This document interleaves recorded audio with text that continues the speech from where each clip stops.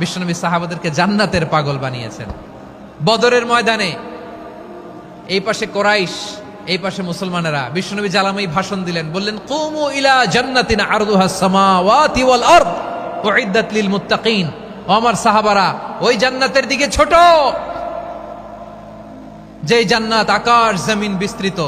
তোমরা দেখতে পাচ্ছ এটা বদরের ময়দান না, এটা আল্লাহর জান্নাত। আওয়াজ করে পড়েন আল্লাহু আকবার।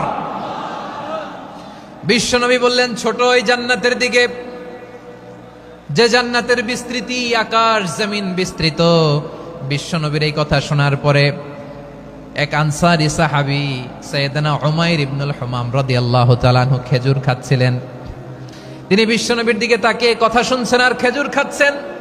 যখন বিশ্বনবী বললেন জান্নাতের দিকে ছোট, যে জান্নাত আকাশ জমিন বিস্তৃত, বিশ্বনবীর কথা শোনা মাত্র সাইয়েদনা উমাইর ইবনুল হুমাম বললেন বাহ বাহ।